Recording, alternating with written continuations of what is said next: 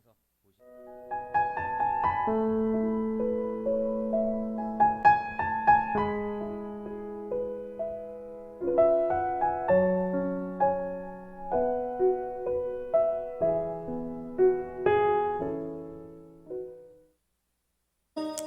오늘 우리에게 주시는 하나님의 말씀은 요한계시록 5장 6절부터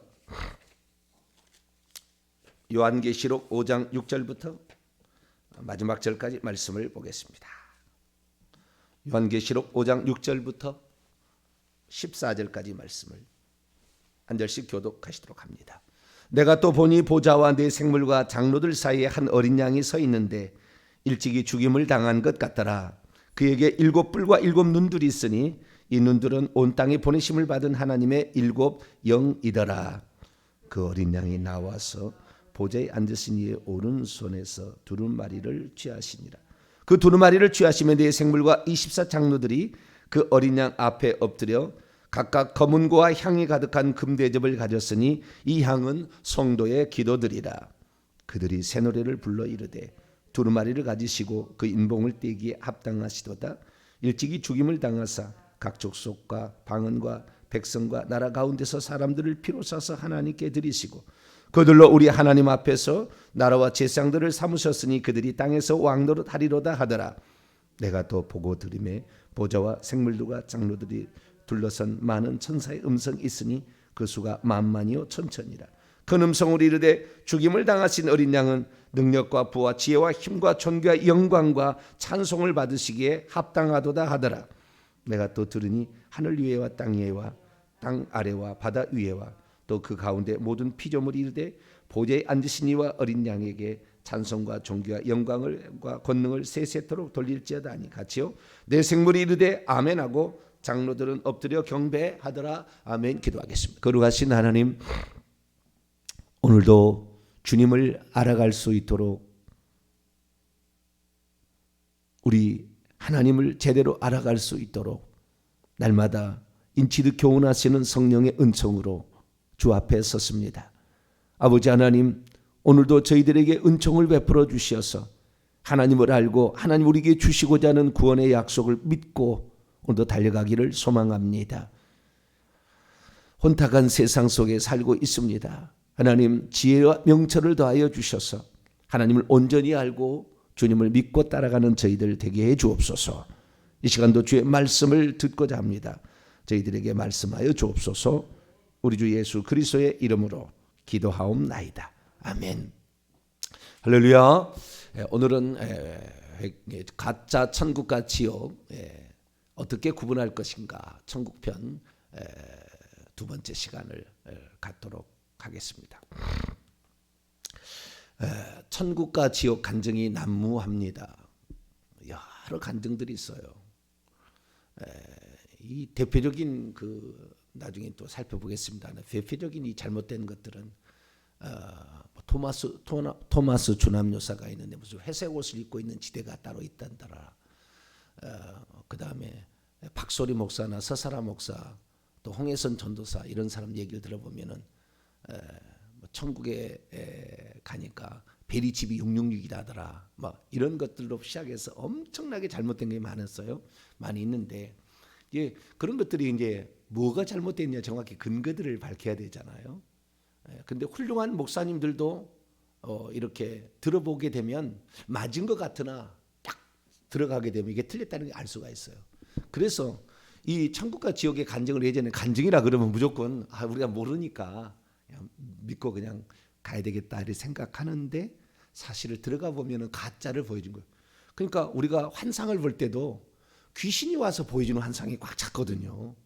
그 환상과 꿈이나 예언이나 심지어 방언 통역까지도 귀신이 하는 게 꽉 찼습니다. 성령을 위장하여서 그렇게 하는데 그것을 구분할 줄 모르는 거죠. 저도 과거엔 잘 구분을 못했습니다. 이제야 비로소 조금 알아가는 거예요. 구분할 줄 모르는 거. 왜? 보이지 않는 영의 세계에 일어나는 것이 보이지 않는 세계에 일어나는 거니까 잘 몰랐던 거죠. 그런데 성경에 대해서 분명히 알고 그 다음에 실제에 대해서 제가 체험하고 알게 되는 모든 것들이 종합되어져서 이제 알게 되었는데 제 인생에서 가장 충격적인 일은 2013년이에요. 제가 이 회개와 천국 복음을 시작하게 된 그 이유가 거기에 있어요. 왜냐하면은 2013년에 제가 어느 날 뭘 보다가 그다음에 성경을 보다가 깜짝 놀란 게 있었는데 하나님의 보좌가 세계가 아니다는 걸 알았어요. 너무 제게는 충격적이었습니다. 저는 엄청 조직신학적으로 공부를 해왔기 때문에 당연히 천국에 여러분 이 중세 로마 카톨릭 시대에 성부 성자 성령이 삼위일체 하나님을 그려놓은 그림을 보세요. 보좌가 세 개예요. 보좌가 세 개. 나이가 지긋이 드신 분, 그 다음에 한쪽은 젊은 남자, 한쪽은 비둘기 모양을 주요. 모기가 막 주요. 네. 오늘은 모기까지 달라드네. 이것들이 말이죠. 이 셋이 이렇게 있는데 이런 그림이 있는가 하면 똑같은 사람 세 사람이 보좌에 셋이 앉아 있어요. 더 나아간 것은 하나 더 의자가 있는데 마리아가 거기에 앉아 있습니다. 이것이 중세시대의 삼위일체를 설명하는 그림이에요. 당연히 그러니까 저는 당연히 천국에 가면 보좌가 세 개 있는 줄 알았다 그 말이에요. 제게 너무 충격적이었어요. 그 보좌가 한 개라는 사실에 제가 너무 충격을 받았어요. 왜냐하면 저는 이게 일반적인 그 평신도처럼 또는 예전에 얘기했던 교리를 그대로 밀었잖아요. 그래가지고 이 천국과 지옥의 나중에 이제 간증을 들어보게 되면은 가장 중요한 것이 이 하나님이 어떻게 존재하고 있었나에 대해 표현한 거 보면 즉각 알아요. 이제는 저건 완전 가짜다. 저거 상상으로 본 거다. 귀신이 보여준 거다. 그걸 그냥 아는 거예요. 천국에 대해서 확실해지는 거죠. 천국에서 하나님이 어떻게 계시는가, 어떤 존재 방식으로 계시나 이것을 정확히 알게 된 거예요. 그러다 보니까 내가 지금까지 그냥 무턱대고 알고 있었던 수많은 사실들이 가짜이겠구나. 그래서 회개라는 것도 알게 됐어요. 회개 없이는 천국 못 가는구나. 오직 믿음이라는 단어가 성경에 단 한 번도 안 나오는구나. 여러 많은 것들이 우리가 알고 있는 것보다 잘못 알려져 비슷하지만 아닌 거지요. 그래서 천국과 지옥 간증도 제가 들어보면 당신은 가짜를 보고 왔다. 금방 알아요. 이제.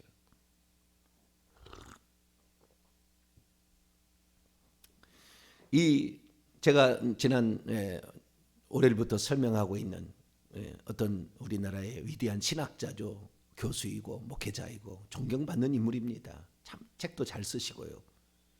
그런데 그분이 보고 온 것이죠. 이거 보고 온 성경책이 아닙니다. 보고 온 것을 간증한 것을 주한 장로교회에서 우리 교회에서 간증한 걸 내가 들었거든요. 그럼 나는 그때가 간증할 때가 2010년이었을 거예요. 그래서 저는 그 간증이 진짜인 줄 알았어요. 얼마 뒤에 보니까 책이 나왔더라고요. 그래서 그 책을 읽어봤죠. 그래서 나는 그대로 알았어요. 그런데 거기에서도 당연히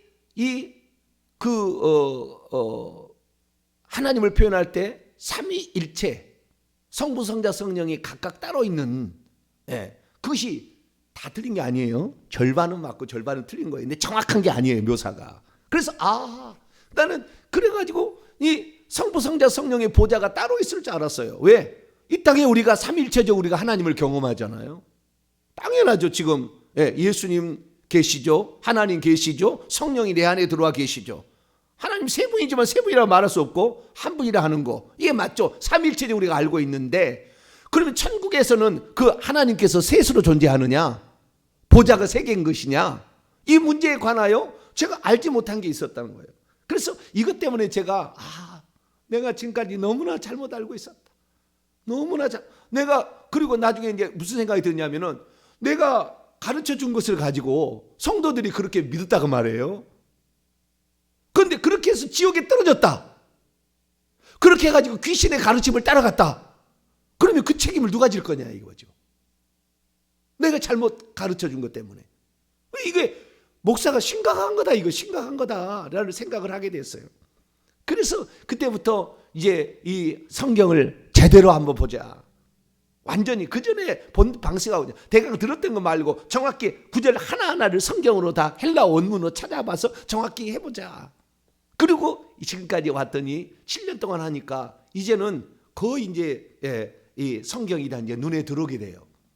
성경이 눈에 되고 실제가 알게 되니까 실제 많은 경험들이 제가 또 이렇게 돌아다니면서 다 했잖아요. 신사도 빈야도 그쪽까지도 다 가봤어요. 안 가본 게 아니에요. 그래서 이 방언 통역의 예언인의 모든 것을 다 이제 경험을 하고 섭렵을 하면서 이렇게 가면서 아하, 이게 뭐가 잘못되었다는 게 다 이제 하나님께서, 그 하나님이 하시는 일이죠. 지각을 주시고 그걸 열어서 알게 해주신 거예요.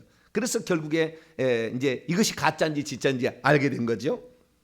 그런데 이 그 신학 교수였던 이 목사님이 천국에 가서 본 모습을 보니까 이 2013년에 깨닫고 나중에 보니까 이게 엄청 잘못됐다는 걸 알게 되었어요. 아, 이게 천국 간증, 지옥 간증이 그냥 간증했으니까 우리가 모르는 거니까 우리가 안 보는 것을 봤다. 그러니까 그게 맞겠지라고 생각했는데, 제가 올해부터 얘기했습니다마는 성경에 있는 것을 그대로 얘기하는 것은 별 문제 없어요. 그죠? 그러나 성경에 나와 있지 않는 것을 말하는 게 있다고요. 그건 알 수가 없어. 지옥이 3층천으로 되어 있는지 그거 알겠어요? 모르겠어요? 잘 모르는 거죠. 천국이 어떻게 생겼는지, 과거에는 이렇게 했다고요. 천국이 새 예루살렘 성이 우리의 집이다. 그렇게 알았어요. 근데 그것이 아니더라고 나중에 보니까. 우리가 정확한 것을, 정보를 모르는 것도 있어요. 그래서 그러려니 라고 생각했지만 나중에 보니까 그러지 않아요. 나중에 보니까. 그래서 이 세 번째가 중요한 건데, 성경에 나와 있지 않는 것은 맞을 수도 있고 틀릴 수도 있습니다. 그러나 성경에 있는 내용을 더 뒷받침해주고 확실히 믿게 해준다면 도움이 되겠지만, 없는 것을 얘기하는데 실제가 아닌, 팩트가 아닌 걸 얘기해버리면 이것은 문제가 되는 거예요. 저주를 받게 된다고 돼 있어요. 이 예언의 말씀을 더 하면 안 돼요. 저주를 받게 돼요. 그러면 세 번째가 문제인데 뭐냐? 성경과 위배된 것, 성경과 다르게 얘기를 하는 것이 있다 그 말이에요. 그것은 잘못된 거예요. 그것이 나중에 귀신의 가르침이고, 이것이 미혹의 연결, 이것이 이단되고, 이것이 나중에 지옥까지 연결될 수가 있어요. 그래서 성경과 다르게 얘기하는 것이 얘기를 하게 됐을 때에 간증자를 들어보게 되면, 성경과 다르게 얘기를 하는 사람을 얘기를 들어보게 되면 그 사람이 성경에 나와 있지 않은 얘기를 한 부분이 있어요. 그러면 그 부분도 틀릴 가능성이 매우 높아지는 겁니다. 왜? 성경과 다르게 얘기하면 잘못 본 거거든요. 천국이 달라지지가 않아요. 예수 그리스도의 부활 승천 이후에 천국의 모습이 달라지지 않아요. 지금 똑같은 거예요. 그때도 사도 바울이 주님 오신다고 그랬다고요. 시간만 연기됐을 뿐이지 똑같습니다. 24 보좌에 장로들이 앉아, 구약에는 없던 겁니다. 내 생물도 이 나오는데 똑같이 나오는데, 이 내 생물도 어떤 존재인지가 구약에 나오지만 신약에도 나오는 것이 내 생물은 똑같지만 24 보좌는 구약에 없었어요. 신약에 들어와서 예수님께서 육신에 계실 때 나를 쫓는 너희들 모든 시험을 다 참았기 때문에 내가 너희들에게 12 보좌에 앉아 이스라엘 12지파를 심판하게 하리라, 그 보좌를 나눠줍니다. 그래서 24 보좌가 생겨요. 그리고 이것은 경륜적으로 달라진 겁니다. 구약의 성도는 단 한 사람도 24 보좌를 본 일이 없어요. 인간이 통치자와 인간이 심판자가 된다는 것은 상상할 수 없는 얘기라고요. 그런데 우리 주님께서 그걸 약속하셨어요. 그 말씀이 요한계시록에 나오는데, 자, 요한계시록 우선 보고 넘어갑시다. 3장 21절. 아마 오늘 설교를 처음 듣는 사람은 이 성도들 매우 충격을 받을 거예요. 그러나 충격을 받아야 돼요. 왜? 잘못 알고 흐리멍텅 알고 있으면 마귀가 속여버리니까, 이단에 빠지니까. 이단에 빠져서 그러는 거예요. 절대 우리는 이단에 빠지지 말아야 돼요. 할렐루야. 우리는 오직 성경의 가르침대로 믿어야 되니까. 3장 요한계시록 3장 21절. 저는 이 말씀을 작년인가요? 얼마 안 됐어요. 이 말씀의 의미를 깨닫게 된 게. 21절 읽습니다. 시작. 이기는 그에게는 내가 내 보좌에 함께 앉게 하여 주기를, 내가 이기고 아버지의 보좌에 함께 앉은 것과 같이 하리라. 이 말씀이 이 요한계시록이 제일 어려운 말이었고 제일 힘든 이걸 제대로 해석하는 사람이 단 한 사람도 없었어요. 20가지 이상의 요한계시록 이 해석책들을, 주석들을 이렇게 해놓은 것들을, 책들이 단행본부터 시작해서 뭐 두꺼운 책 다 봐봤는데 이걸 제대로 해석한 사람이 없어요. 그냥 단지 뭐요? 이기는 자는 왕노를 한다는 상징적인 표현이다, 이런 식이에요. 아시겠죠? 이 땅에 이기는 성도들은 천국에서 왕노를 한다. 왜? 그 하나님의 보좌는 왕노를 하는 보좌니까. 그리고 오늘 요한계시록 5장 10절이죠. 10절에도 그 제사장과 또 제사장이 되어서 그 제사장 왕과 같은 제사장이죠. 왕노를 한다 이렇게 돼 있다 이 말이에요. 성도들이. 그러니까 이건 성도들이 왕노를 한다는 표현이다 그랬는데 이제 안 거예요. 뭐냐면 정확히 이제 하나님을 성경 있는 모습 그리고 원문 그대로를 공부를 하다 보니까 비로소 알게 된 거예요. 그러니까 이건 완전한 이 성경을 깨닫게 하시는 성령의 은혜죠. 내 보좌가 있고 아버지 보좌가 있잖아요. 여기 이 구절에 잘해. 내 보좌가 있고 아버지 보좌. 예수님 말씀하시기를 내 보좌가 있고 아버지 보좌가 있다는 거예요. 그럼 두 개잖아요. 얼핏 보기에 두 개예요. 내 보좌가 있고 아버지의 보좌가 있다. 당연히 두 개라고 생각하죠. 그런데 내용을 다시 보세요. 이기는 자에게 우리 이제 성도들을 지칭하는 말이죠. 이기는 자, 천국에 들어가는 성도들이 이기는 자인데 죄와 사탄과 사망을 이기고 그리 들어가야 됩니다. 이기는 자에게는 내가 내 보좌에 함께 앉게 하여 주기를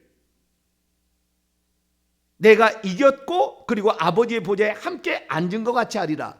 내용을 보니까 예수님이 아버지의 보좌에 앉았어요. 그렇잖아요. 그죠? 내용을 보니까 예수님의 보좌가 따로 있었던 것이 아니라 이 내용을 보니까 예수님도 이겨서 이 땅에 사람으로 한번 온 적이 있어. 사람은 전부 한번 이겨야 돼요. 천국에 들어가요. 이겨서 천국에 들어가는데 예수님도 이 땅에 사람으로 오셔가지고 이겼고 아버지의 보좌에 앉게 되었대요. 그런데 내 보좌에 이기는 자를 또 앉게 해준대요. 그러니까 저는 깜짝 놀랐어요.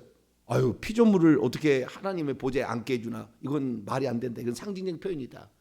나중에 봤더니 그게 아니라 예수님께서 이 보좌라는 것의 의미가 제가 다 과거에 설명했으니까 참조하세요. 보좌라는 것은 두 가지 의미가 있다. 하나는 심판이고 하나는 다스림, 왕노로 두 가지다. 이 의미가. 이 보좌, 천국의 행정의 중심입니다. 하나님 보좌, 이건 한 개뿐이에요. 구약에부터 높이 들린 이사야 6장, 열왕기상 22장, 다니엘 7장 전부 많이 나오는데 에스겔 1장 전부 보면 보좌는 한 개밖에 없어요. 높이 들린 보좌에 하나님 앉아 계세요. 그런데 그 보좌에 예수님이 이겼고 그 자리에 앉으시는데 그분이 앉으셨대요. 그런데 그 보좌에 함께 앉게 해 주겠다. 그래서 함께 앉은 줄 어떻게 하는 거 봤더니 24보좌가 생겼어요. 당신의 보좌를 나누는 거예요. 통치권과 심판권을 줘가지고 요한계시 20장에 보면 다 나와요. 그래서 이 그 천년왕국에 들어갈 자들을 그 보좌에 앉은 자들이 24보좌에 앉은 자들이 심판하는 장면이 나옵니다. 그래서 이 보좌를 나눠줬구나라는 걸 알게 됐어요. 아, 그래서 그랬구나. 그렇지, 아버지의 보좌는 누구도 못 할 거예요. 오직 하나님만 앉은 자리예요. 그 자리에 누가 앉았어요?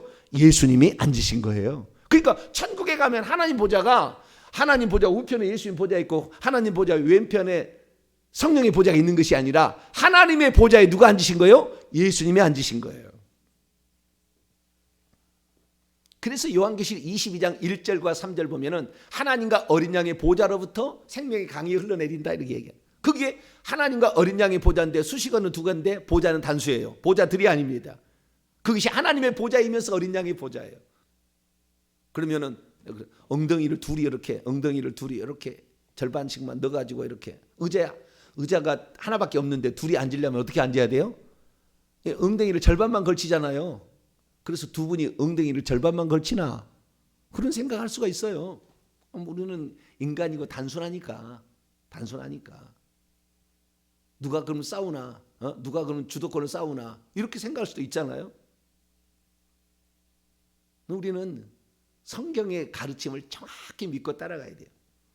근데 이 천국에 가셨다는 분이 좀 이따 설명하겠습니다. 천국에 가셨다는 분이 뭐라고 설명하느냐 이렇게 설명하는 거예요. 나는 지상에서는 단 한 번도 하나님을 직접 본 적이 없었지만 천국에 와서 가브리엘 천사장의 소개로 제일 먼저 하나님을 만날 수 있었다. 천국에 가서 가브리엘 천사장을 만나서 천국을 소개받을 수 있습니다. 그것은 아주 특별한 사람입니다. 제가 다 경험하고 보니까 특별한 사람이고요. 보통은 그냥 천사가 이렇게 하는데 가브리엘 천사장이 나타날 때도 있어요. 이건 개연성이 아주 많은 본문이에요.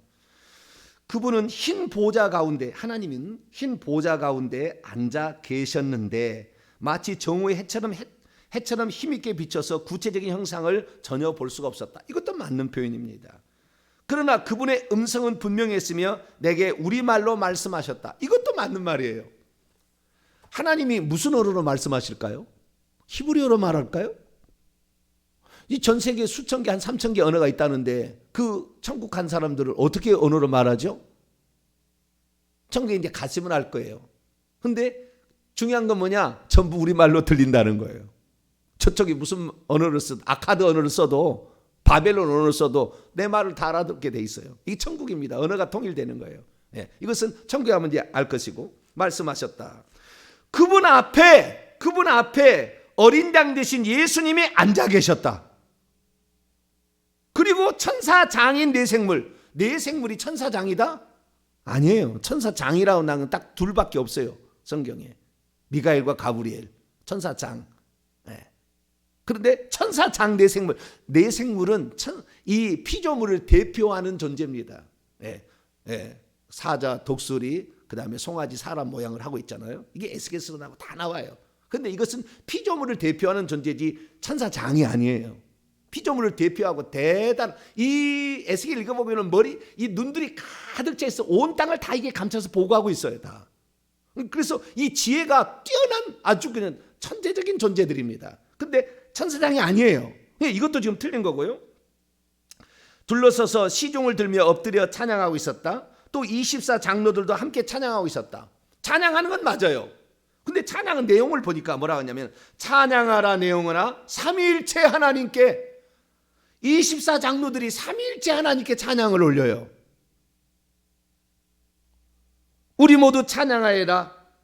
두 손 들고 모두 삼위일체 하나님께 영원토록 찬양하여라. 이렇게 말하는데 이게 틀린 거예요.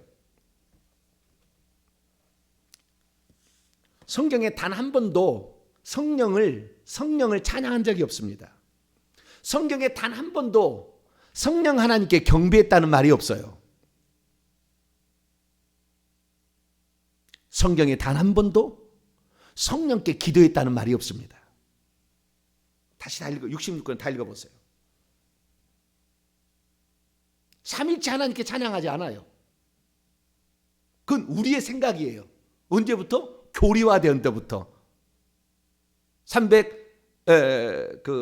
니케아 종교 325년 니케아 종교 이후부터 교리화되기 시작했는데 그전에는 그런 교리가 없었어요. 근데 교리화될 때부터 나타나는 증상인데 이 나타나는 증상이 결국에 삼위일체적이라고 하기는 하지만 이 세 분처럼 묘사가 돼버렸어요. 말은 한 분이라고 하는데 셋으로 존재하는 것처럼 이렇게 해버렸다고요. 교리가 이렇게 돼버렸어요. 이게 성경에 있는 대로 믿어야 되는데 그렇지 않음으로 말미암아 결국에 삼위일체 하나님이라는데 단 한 번도 성령이 경배를 받았다는 대목이 없어요. 절을 받았다, 경배를 받았다, 그분께 찬송을 드렸다는 말이 없습니다. 단 한 번도 안 나와요. 놀라운 일이죠. 놀라운 일이에요. 우리 몰랐어요. 예전에는 요한계시록을 비로소 보니까 안 거예요. 그래서 요한계시록을 완벽하게 이것을 소화할 수 있어야 돼요. 그렇지 않으면 하나님에 대해서도 잘못 얘기하는 겁니다. 잘못 얘기하는 거예요.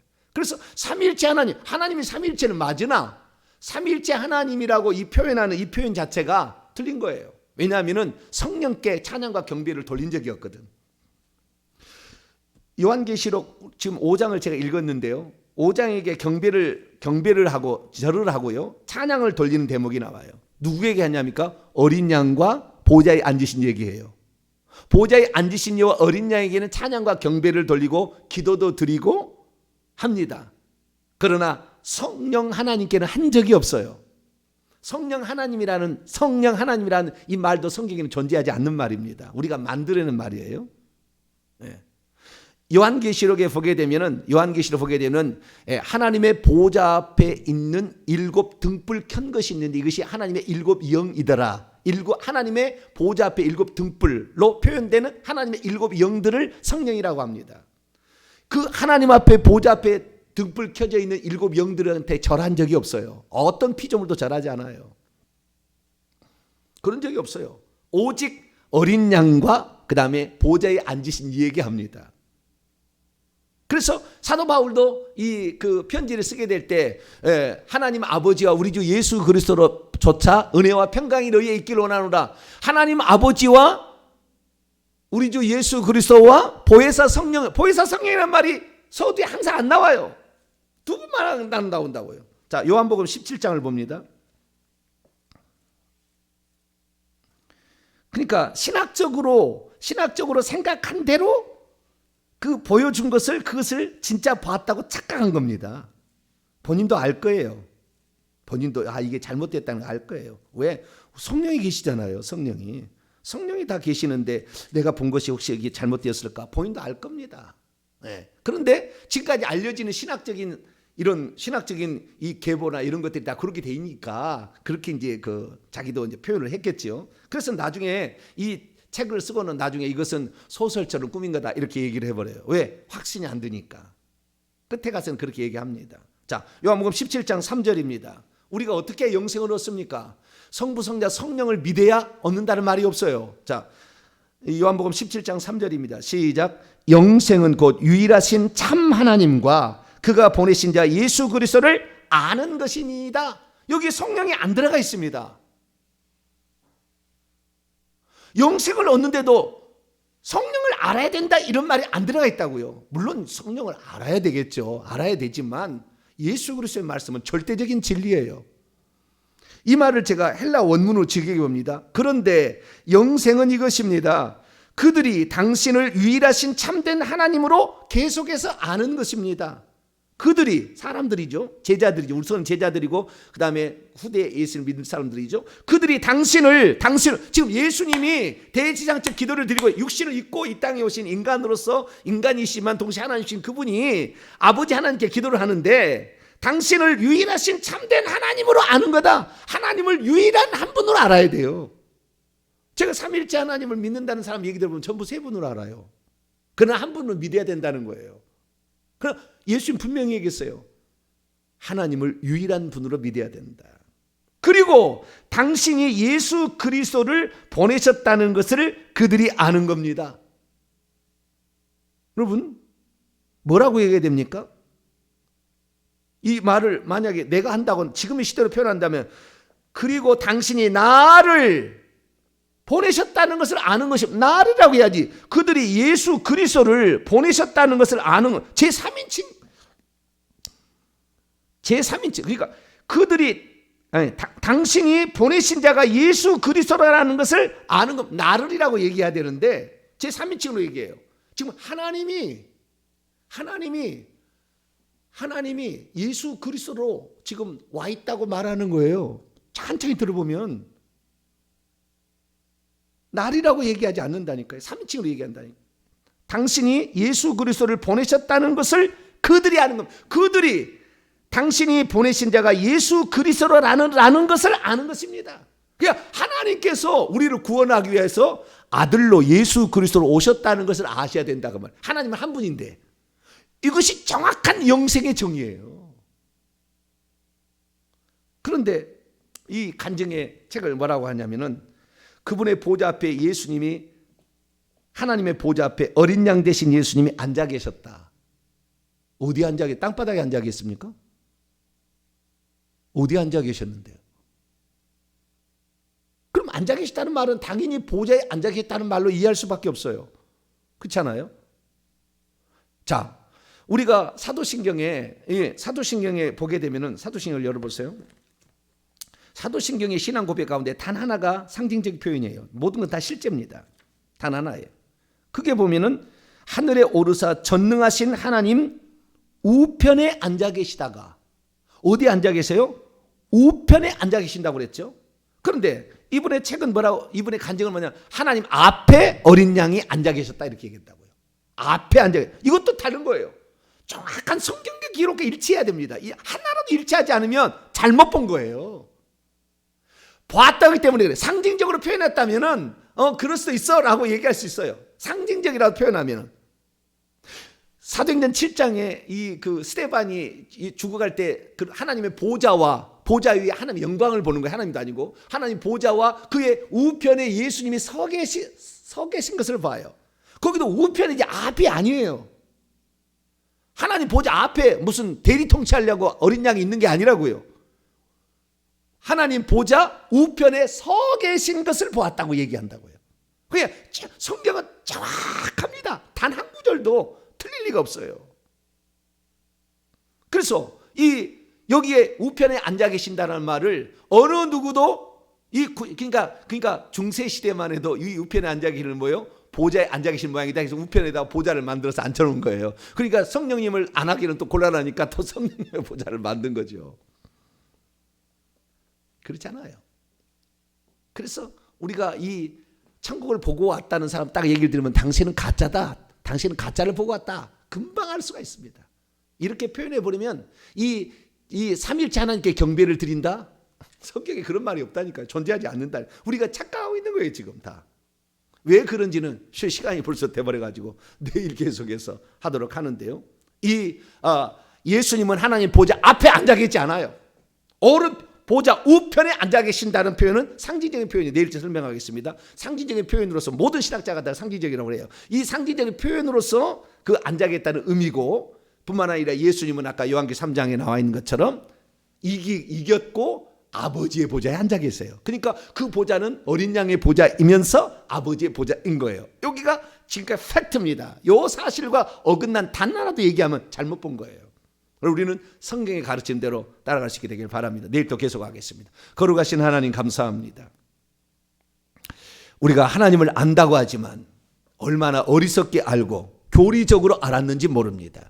주님, 우리는 성경의 가르침 66권의 가르침대로 믿게 하여 주시고 이대로 알아야만이 귀신을 이기고 미혹의 영을 이기고 이단을 이길 수가 있사오니 이단에 빠지지 않도록 성경의 가르침대로 믿고 나가는 저희들 되게 해 주옵소서. 우리 주 예수 그리스도의 이름으로 기도하옵나이다.